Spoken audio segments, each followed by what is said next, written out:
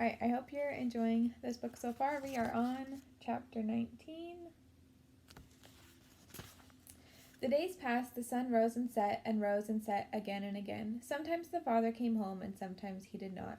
Edward's ears became soggy, and he did not care. His sweater had almost completely unraveled, and it didn't bother him. He was hugged half to death, and it felt good. In the evenings, at the hands of Bryce, at the ends of the twine, Edward danced and danced. 1 month passed, and then 2, and then 3.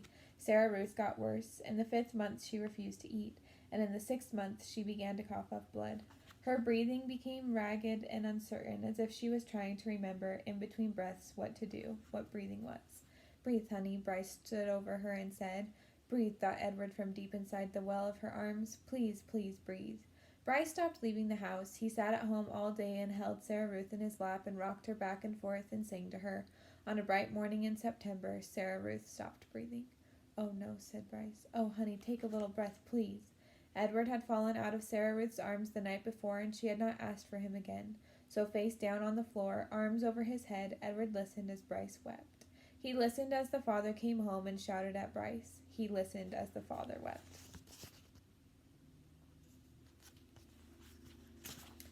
"You can't cry," Bryce shouted. "You got no right to cry. You never even loved her. You don't know nothing about love." "I loved her," said the father. "I loved her." "I loved her too," thought Edward. "I loved her, and now she is gone. How could this be?" he wondered. How could he bear to live in a world without Sarah Ruth? The yelling between the father and son continued, and then there was a terrible moment when the father insisted that Sarah Ruth belonged to him, that she was his girl, his baby, and that he was taking her to be buried. "She ain't yours," Bryce screamed. "You can't take her. She ain't yours." But the father was bigger and stronger, and he prevailed.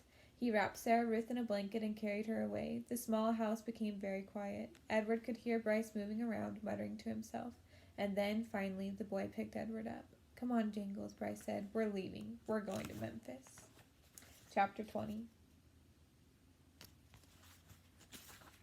"How many dancing rabbits have you seen in your life?" Bryce said to Edward. "I can tell you how many I seen. 1. You. That's how you and me are going to make some money.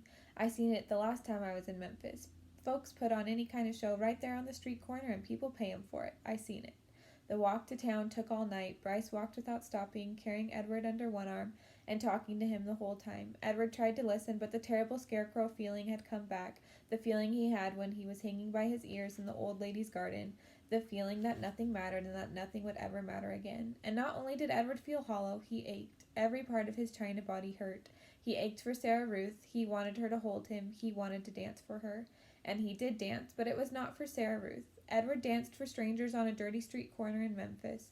Bryce played his harmonica and moved Edward's strings, and Edward bowed and shuffled and swayed, and people stopped to stare and point and laugh. On the ground in front of them was Sarah Ruth's button box. The lid was open to encourage people to drop change inside it. "Mama," said a small child, "look at that bunny. I want to touch him." He reached out his hand for Edward. "No," said the mother, "dirty." She pulled the child back away from Edward. "Nasty," she said. A man wearing a hat stopped and stared at Edward and Bryce. "It's a sin to dance," he said, and then after a long pause he said, "It's a particular sin for rabbits to dance." The man took off his hat and held it over his heart. He stood and watched the boy and the rabbit for a long time. Finally, he put his hat back on his head and walked away. The shadows lengthened. The sun became an orange, dusty ball low in the sky. Bryce started to cry. Edward saw his tears land on the pavement, but the boy did not stop playing his harmonica. He did not make Edward stop dancing. An old woman leaning on a cane stepped up close to them. She stared at Edward with deep, dark eyes. "Pellegrina?" thought the dancing rabbit. She nodded at him. "Look at me," he said to her. His arms and leg jerked. "Look at me. You got your wish. I have learned how to love, and it's a terrible thing. I'm broken. My heart is broken. Help me." The woman turned and hobbled away. "Come back," thought Edward. "Fix me." Bryce cried harder. He made Edward dance faster. Finally, when the sun was gone and the streets were dark, Bryce stopped playing his harmonica. "I'm done now," he said. He let Edward fall to the pavement. "I ain't gonna cry any more." Bryce wiped his nose and his eyes with the back of his hand. He picked up the button box and looked inside it. "We got us enough money to get something to eat," he said. "Come on, Jangles."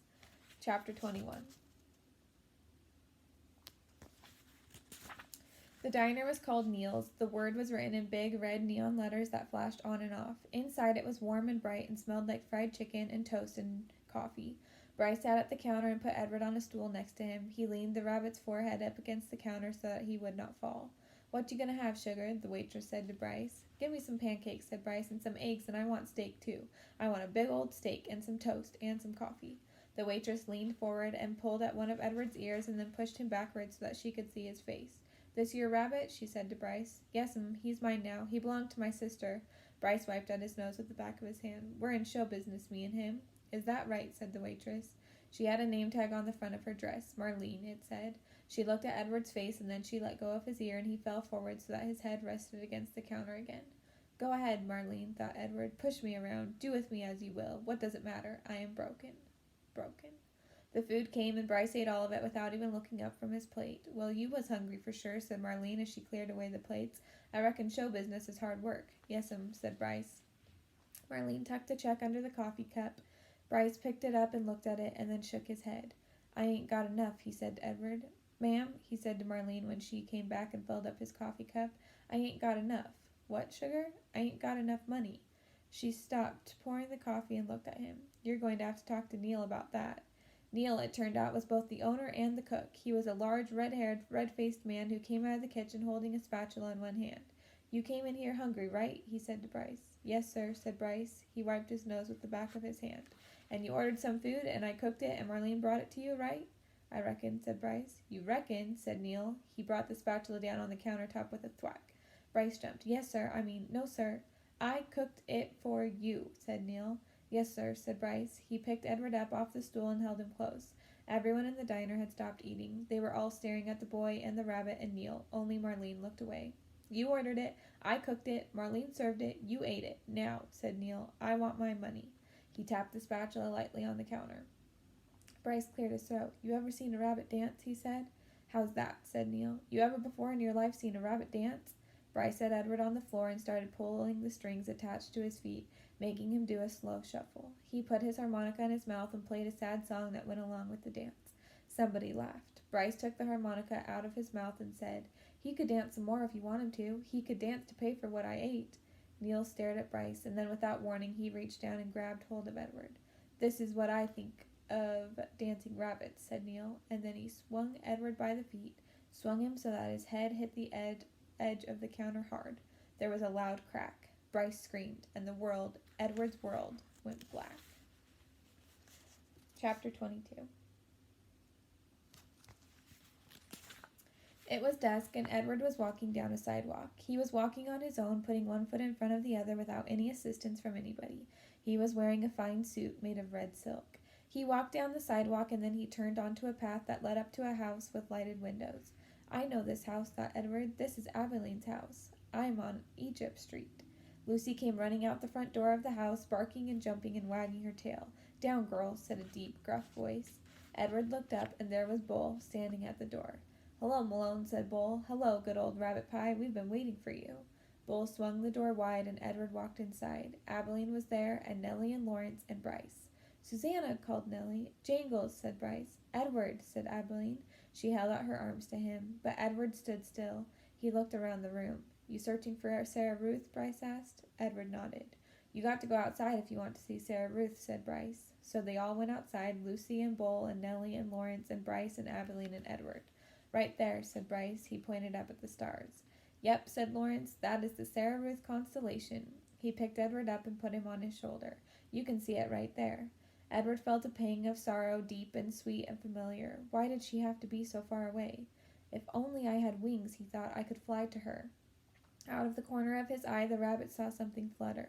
Edward looked over his shoulder, and there they were, the most magnificent wings he had ever seen, orange and red and blue and yellow, and they were on his back. They belonged to him. They were his wings. What a wonderful night this was. He was walking on his own. He had an elegant new suit, and now he had wings. He could fly anywhere, do anything. Why had he never realized it before? His heart soared inside of him. He spread his wings and flew off Lawrence's shoulders, out of his hands and up into the nighttime sky, toward the stars, toward Sarah Ruth. No, shouted Abeline. Catch him, said Bryce. Edward flew higher. Lucy barked. Malone, shouted Bull, and with a terrific lunge he grabbed hold of Edward's feet and pulled him out of the sky and wrestled him to the earth. You can't go yet, said Bull. Stay with us, said Abeline. Edward beat his wings, but it was no use. Bull held him firmly to the ground. Stay with us, repeated Abeline. Edward started to cry.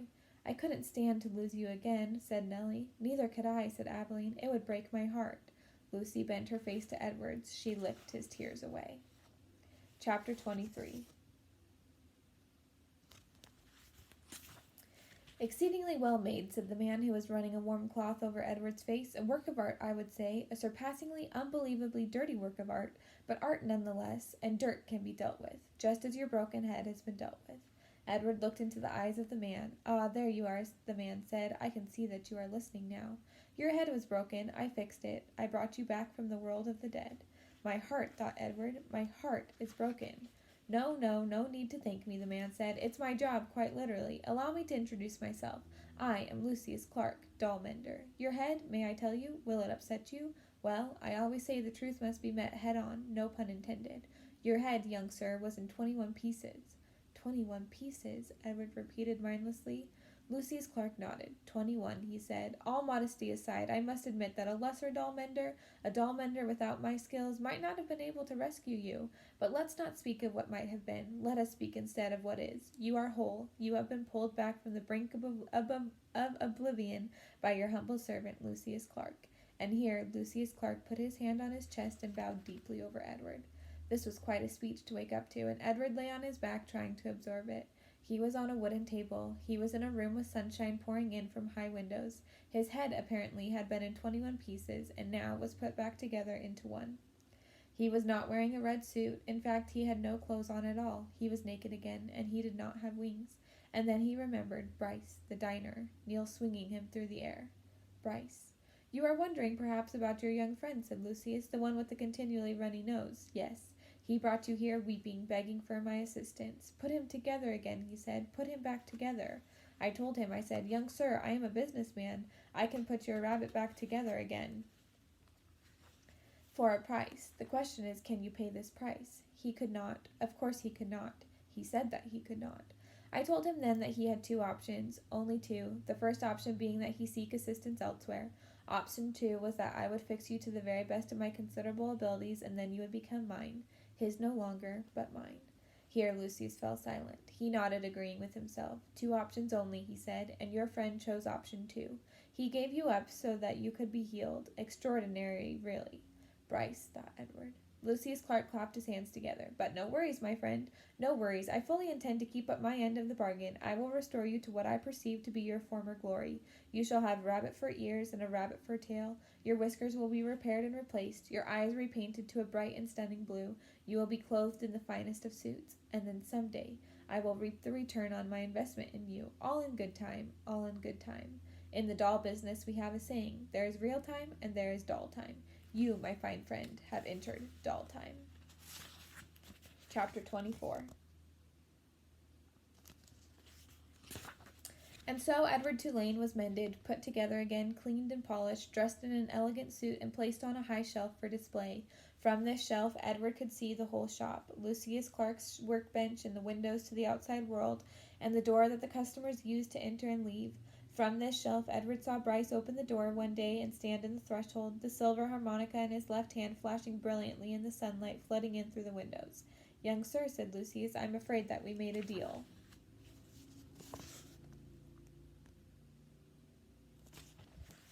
Can't I see him? Asked Bryce. He wiped his hand across his nose, and the gesture filled Edward with a terrible feeling of love and loss. I just want to look at him. Lucius Clark sighed. You may look, he said. You may look, and then you must go and not come back. I cannot have you in my shop every day mooning over what you have lost. Yes, sir, said Bryce. Lucius sighed again. He got up from his workbench and went to Edward's shelf and picked him up and held him so that Bryce could see him. Hey, Jingles, said Bryce, you look good. The last time I seen you, you looked terrible. Your head was busted in and... He is put together again, said Lucius, as I promised you he would be. Bryce nodded. He wiped his hand across his nose. Can I hold him? He asked. No, said Lucius. Bryce nodded again. Tell him goodbye, said Lucius Clark. He is repaired. He has been saved. Now you must tell him goodbye. Goodbye, said Bryce. Don't go, thought Edward. I won't be able to bear it if you go. And now you must leave, said Lucius Clark. Yes, sir, said Bryce, but he stood without moving, looking at Edward. Go, said Lucius Clark. Go. Please, thought Edward, don't. Bryce turned. He walked through the door of the doll-mender's shop. The door closed, the bell tinkled, and Edward was alone. Chapter 25.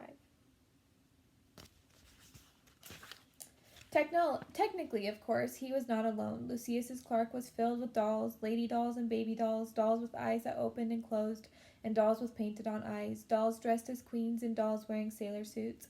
Edward had never cared for dolls. He found them annoying and self-centered, twittery and vain. This opinion was immediately reinforced by his first shelf-mate, a china doll with green glass eyes and red lips and dark brown hair. She was wearing a green satin dress that fell to her knees. "What are you?" she said in a high-pitched voice when Edward was placed on the shelf next to her. "I am a rabbit," said Edward. The doll let out a small squeak. "You're in the wrong place," she said. "This is a shop for dolls, not rabbits." Edward said nothing. "Shoo," said the doll. "I would love to shoo," said Edward, "but it is obvious that I cannot."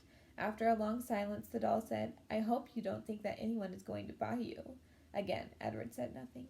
"The people who come in here want dolls, not rabbits. They want baby dolls or elegant dolls such as myself, dolls with pretty dresses, dolls with eyes that open and close." "I have no interest in being purchased," said Edward. The doll gasped. "You don't want somebody to buy you," she said. "You don't want to be owned by a little girl who loves you?" Sarah, Ruth, Abilene, their names went through Edward's head like the notes of a sad, sweet song. "I have already been loved," said Edward. "I have been loved by a girl named Abilene. I have been loved by a fisherman and his wife, and a hobo and his dog.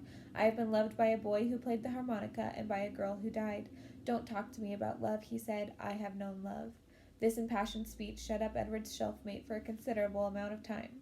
"Well," she said at last, "still, my point is that no one is going to buy you." They did not speak to each other again. The doll was sold 2 weeks later to a grandmother who was purchasing for her grandchild. "Yes," she said to Lucius Clark, "that one right there, the one with the green dress. She is quite lovely." "Yes," said Lucius, "she is, isn't she?" And he plucked the doll from the shelf.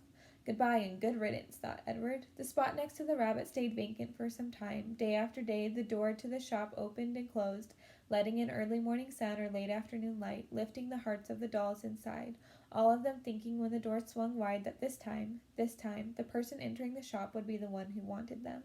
Edward was the lone contrarian. He prided himself on not hoping, on not allowing his heart to lift inside of him. He prided himself on keeping his heart silent, immobile, closed tight. "I am done with hope," thought Edward Tulane, and then one day at dusk, right before he closed the shop, Lucius Clark placed another doll on the shelf next to Edward. Chapter 26. "There you are, milady. Meet the rabbit doll," said Lucius.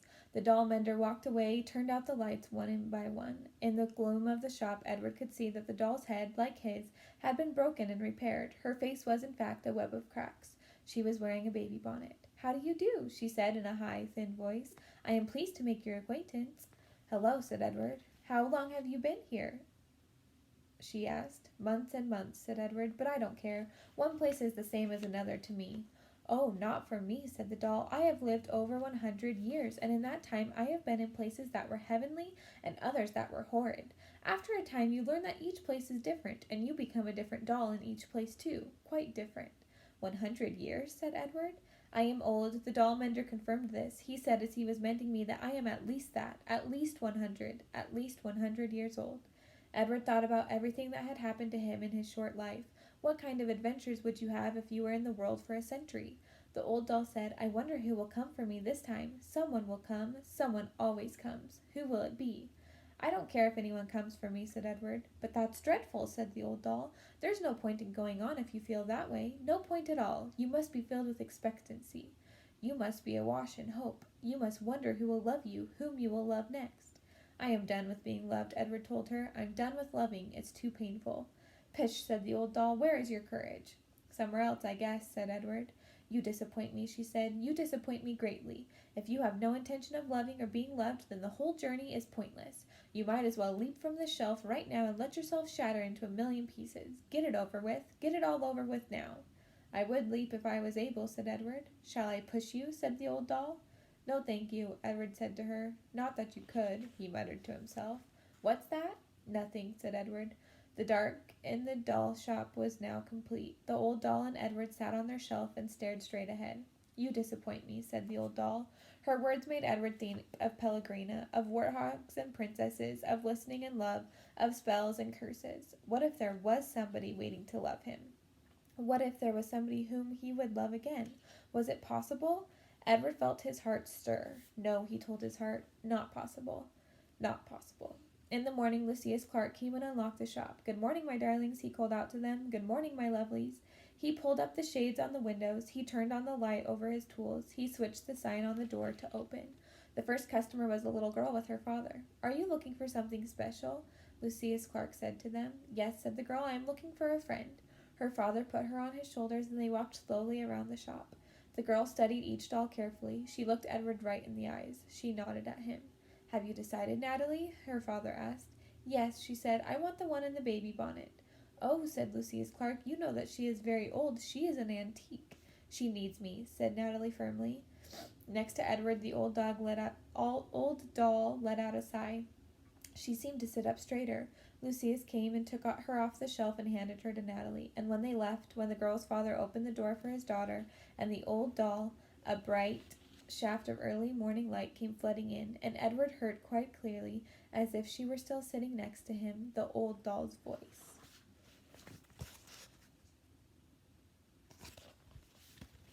"Open your heart," she said gently. "Someone will come. Someone will come for you. But first you must open your heart." The door closed. The sunlight disappeared. Someone will come. Edward's heart stirred. He thought for the first time in a long time of the house on Egypt Street and of Abilene winding his watch and then bending toward him and placing it on his left leg, saying, "I will come home to you." No, no, he told himself, don't believe it. Don't let yourself believe it. But it was too late. Someone will come for you. The China Rabbit's heart had begun again to open. Chapter 27. Seasons passed, fall and winter and spring and summer. Leaves blew in through the open door of Lucius Clark's shop, and rain, and the green, outrageous, hopeful light of spring. People came and went, grandmothers and doll collectors and little girls with their mothers. Edward Tulane waited. The seasons turned into years. Edward Tulane waited. He repeated the old doll's words over and over until they were a smooth groove of hope in his brain. Someone will come. Someone will come for you. And the old doll was right. Someone did come. It was springtime. It was raining. There were dogwood blossoms on the floor of Lucius Clark's shop. She was a small girl, maybe 5 years old, and while her mother struggled to close a blue umbrella, the little girl walked around the store, stopping and staring solemnly at each doll and then moving on. When she came to Edward, she stood in front of him for what seemed like a long time. She looked at him, and he looked back at her. "Someone will come," Edward said. "Someone will come for me."